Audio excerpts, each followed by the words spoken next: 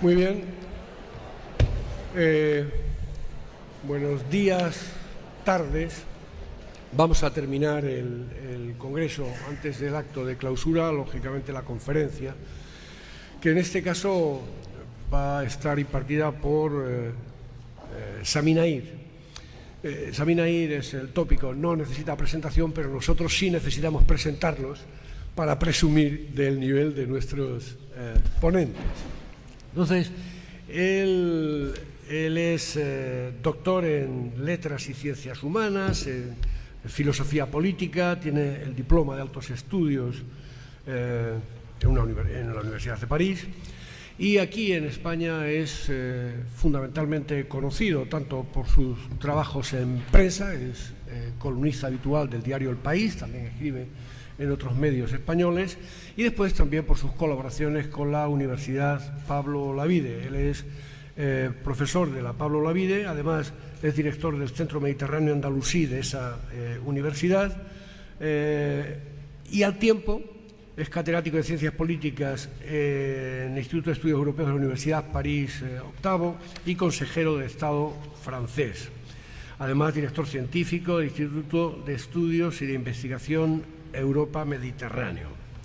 Él fue diputado europeo, él fue asesor de la presidencia francesa en repetidas ocasiones,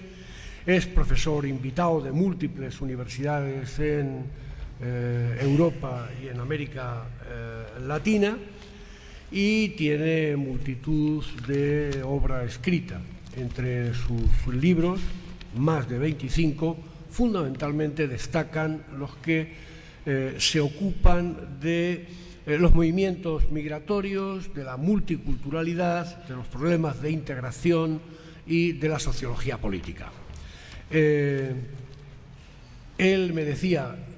no es un especialista, obviamente, en el tema de drogas, pero sí es probablemente una de las personas más idóneas para contextualizar, para hacer un análisis en profundidad del contexto sociopolítico en el que se desenvuelven todas las cuestiones que hemos estado abordando en estos 3 días. Muchas gracias, Sami. Muchísimas gracias. Buenas tardes. Primero quisiera agradecer evidentemente a la Fundación de Ayuda contra la Drogadicción. Suelo trabajar a veces con esa fundación y conozco el buen trabajo que hace, y por eso cuando me invitan siempre lo acepto con muchísimo gusto. También quisiera evidentemente agradecer a los organizadores, a mi amigo que siempre está a mi lado en estas situaciones, un poco difícil, y por supuesto es un placer para mí estar aquí en la Universidad de Deusto, cuyo ejemplo y proyección a nivel internacional es muy bien conocida. Entonces, uno habla aquí siempre con un poco de temor porque sabe que está en uno de los lugares más importantes del conocimiento a nivel internacional. ¿Qué puedo decir sobre este tema? Es un poco difícil porque yo no soy un especialista y en cuanto, digamos, por lo menos en cuanto al tema de la droga, tengo el punto de vista de un ciudadano que se interesa, por supuesto, a este problema desde el punto de vista de la ciudadanía y que lee cosas, que intenta entender. Tengo una concepción general y por eso estoy un poco, digamos, ¿cómo puedo decir? Vacilo un poco en hablar de este tema, y no voy a hablar de este tema con vosotros y vosotras, porque sé que aquí habéis escuchado gran especialistas, habéis escuchado gran médicos, gran pensadores sobre el tema, actores, educadores sociales, y es un poco, evidentemente, sería pretencioso por mi parte volver sobre el tema. Pero me parece también que no se puede, evidentemente, diferenciar este tema, considerarlo solamente como si fuera un problema patológico de los que se encuentran en la situación de drogadicción, de la crisis de la familia también, y me parece que tenemos que relacionarlo, enfocarlo en una problemática mucho más general, porque la evolución de la sociedad, la formación de las relaciones entre los seres humanos que constituyen el núcleo de la sociedad tienen que ver también con, digamos, las patologías o no patologías, la delincuencia o la conformidad a la legalidad en un momento dado en la evolución de la sociedad. Me limitaré entonces principalmente en plantear el problema a partir de mi propia perspectiva, que es una reflexión sobre la dimensión macrosocial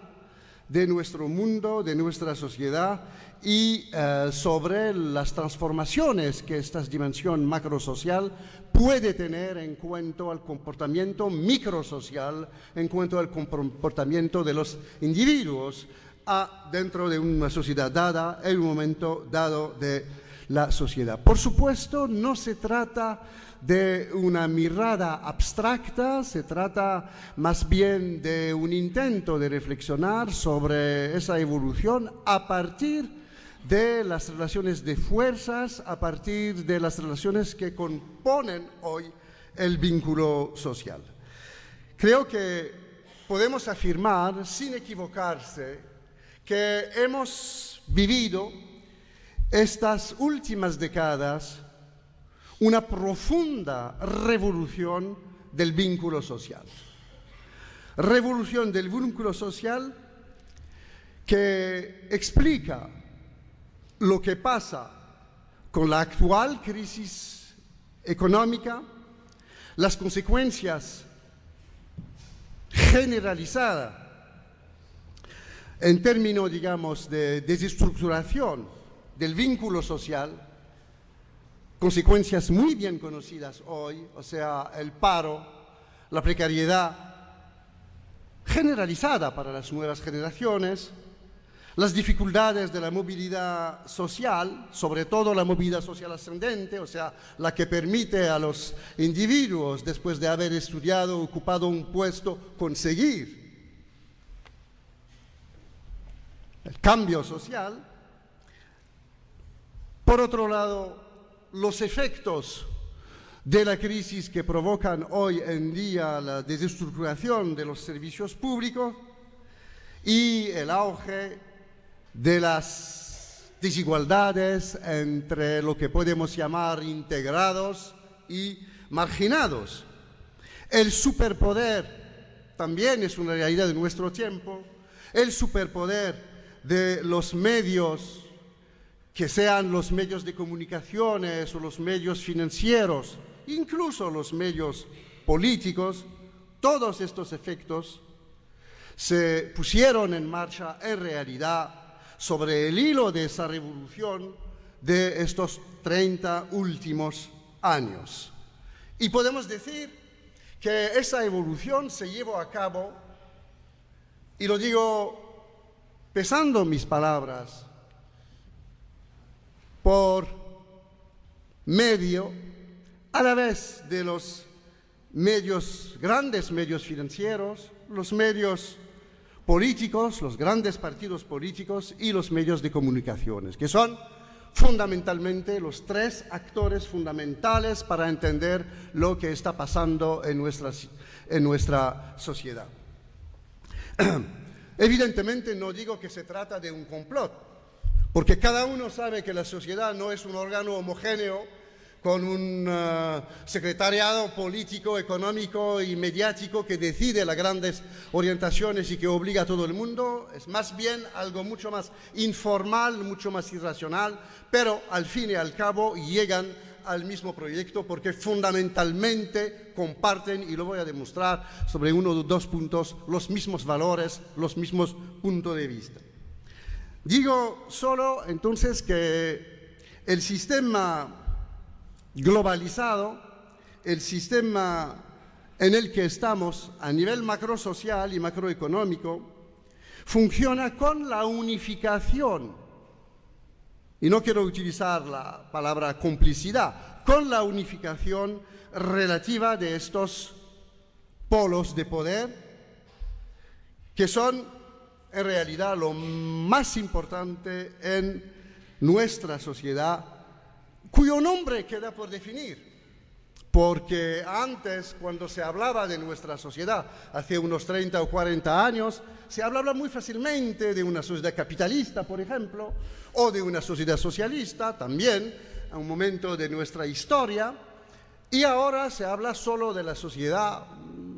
cada vez menos del adjetivo que le da verdaderamente una identidad. Y, paradójicamente, el país en el que en realidad la reflexión teórica es la más interesante, la más avanzada y la más atreviada teóricamente, son los Estados Unidos, donde grandes pensadores, grandes intelectuales, antiguos ministros como Robert Reich, el antiguo ministro de Clinton, ministro de Asuntos Sociales, acaba de publicar un libro titulado, el título da la idea de lo que quiere demostrar, titulado El supercapitalismo. Es que hemos pasado de una sociedad capitalista en el sentido tradicional a una sociedad supercapitalista. ¿Cómo podemos definir rápidamente esa sociedad? No voy a entrar en los detalles aquí, pero diré muy sencillamente una cosa que todos ustedes y todos nosotros podemos entender fácilmente. El cambio radical de estos últimos años, más allá de la desaparición de una alternativa al sistema, ha sido, correlativamente, por supuesto,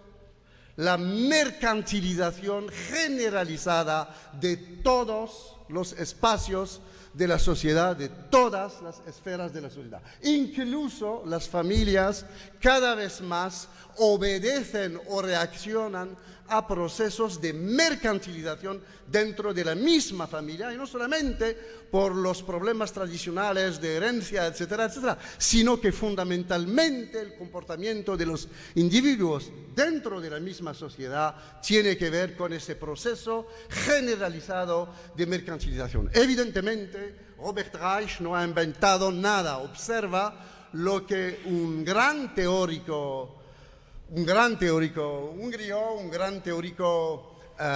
que trabajó en Inglaterra a finales de los años 40, Karl Polanyi, en un magnífico libro, The Great Transformation, lo había demostrado diciendo: va a llegar un momento en el que el mercado se va a autonomizar de la sociedad, y en vez de que el mercado sea el instrumento de la sociedad para desarrollar la riqueza social,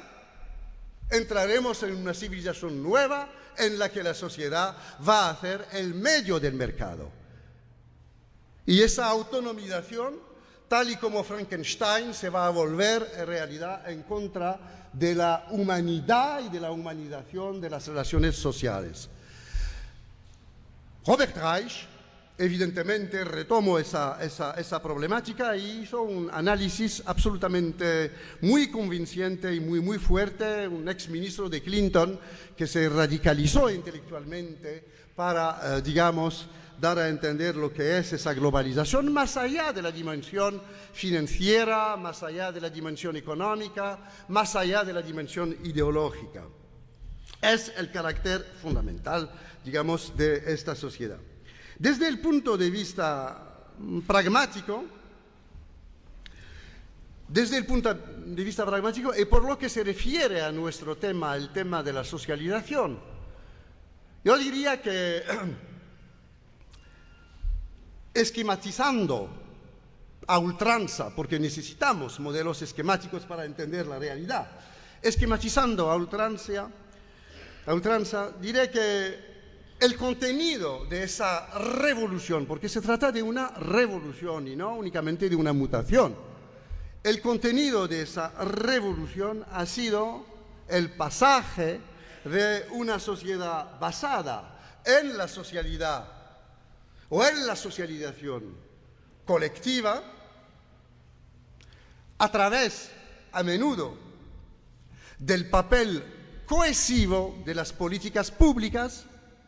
y del Estado, fin y al cabo, a una sociedad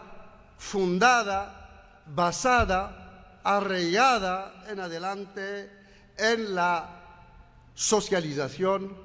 entre comillas, individualista, basada en el papel cohesivo del mercado.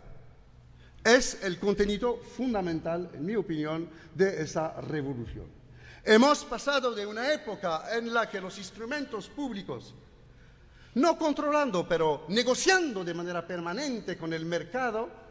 tenían como proyecto la construcción de una sociedad,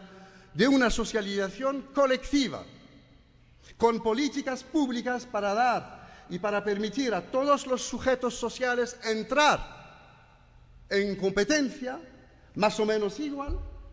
a una sociedad basada esencialmente sobre, digamos, los intereses particulares del individuo y fundamentalmente la competencia entre los individuos. Es el contenido esencial, en mi opinión, de esa revolución, del vínculo social, y significa también un cambio de escala. Un cambio de escala porque no se trata solamente de una revolución que tuvo lugar en los viejos estados-naciones, en las pequeñas o medias sociedades, sino que se trata, por ser precisamente el efecto de una globalización que se puso en marcha a partir de mitad de los años 70, se trata de un asunto mundial, se trata de un asunto global, se trata de algo que supera y por mucho las economías nacionales y que tiene que ver con la formación de este vínculo, digamos, a escala planetaria. No se puede entender hoy en día, y podremos volver sobre este tema, pero lo digo pasando, no se puede entender las reformas económicas, las reformas sociales que se están puesto en marcha hoy por los gobiernos, por todos los gobiernos europeos, más allá de su pertenencia ideológica, todos están de acuerdo para hacer lo mismo sin tomar en cuenta esta dimensión mundial. El modelo que está prevaleciendo y que debe prevalecer tanto en el vínculo social como en el mercado de trabajo como consecuencia es el modelo de la sociedad individualista, cuyos ejemplos los más desarrollados se encuentran tanto en Estados Unidos, en Inglaterra, como en los nuevos países emergentes, en Brasil, en América Latina, en China cada vez más, en India, etc. Y nosotros, en Europa, estamos frente a un problema histórico porque todo el modelo europeo, heredado de la cultura del siglo XVIII, heredado de una cultura de contrato social, de contrato colectivo, de la idea de que la sociedad no es un mercado, de que los individuos no son homo economicus o son homo economicus únicamente en el sentido de que deben competir, pero dentro de un sistema de regla, de un sistema de leyes que hace prevalecer sus intereses como colectividad, sus intereses como grupo social. La sociedad europea hoy en día se enfrenta a ese inmenso movimiento llevado a cabo por la globalización que nos viene, por supuesto, de los Estados Unidos y que ahora tiene como partidario más decididos, como agentes más fuertes, no los países europeos, y hay dificultades aquí, sino los países emergentes, China, India, Brasil y probablemente otros países. ¿Cuál es lo que caracteriza fundamentalmente ese cambio? Evidentemente he dicho que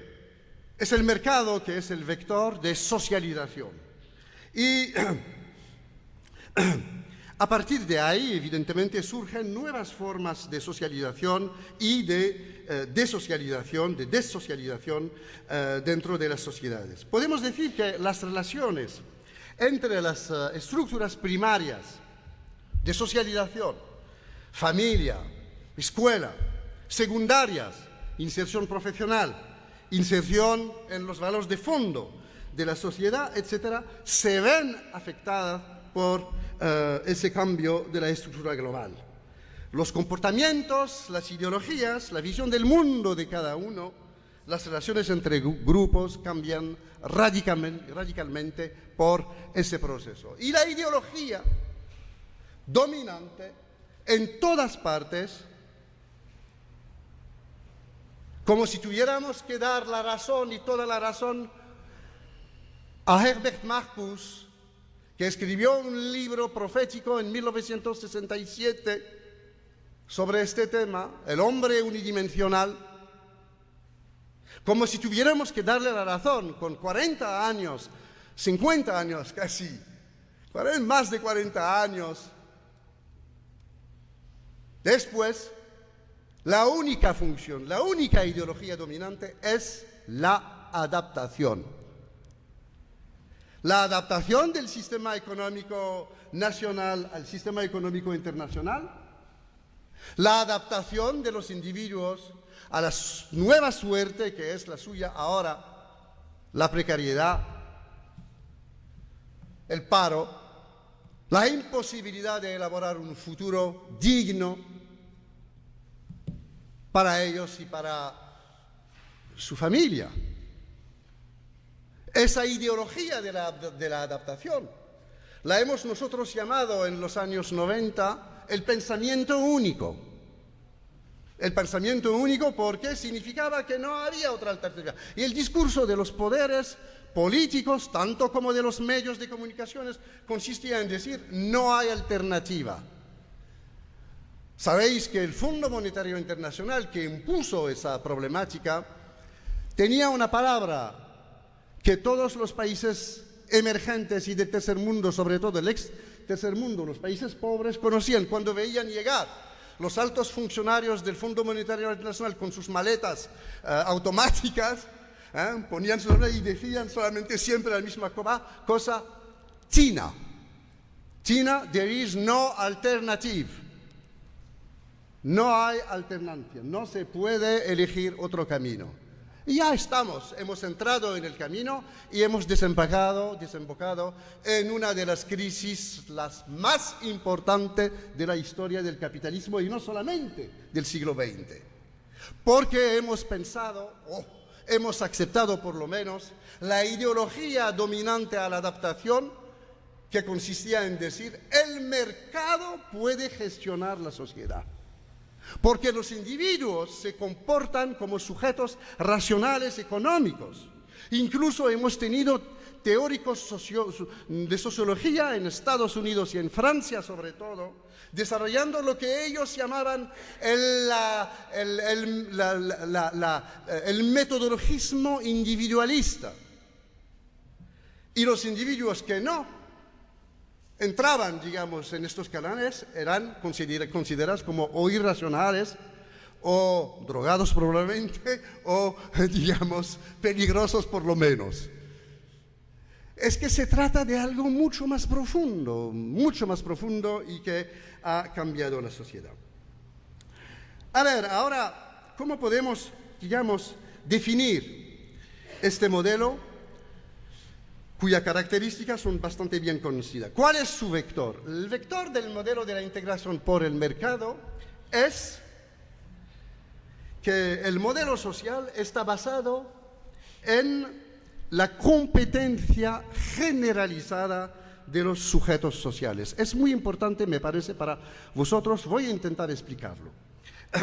Esa competencia tiene evidentemente muchos efectos porque está basada, a la diferencia de la competencia dentro de una sociedad de socialización colectiva, la de antaño, está basada claramente en lo que Thomas Hobbes en el siglo XVII llamaba el bellum omnium contra omnes, o sea, la guerra de todos en contra de todos. Y el Estado está aquí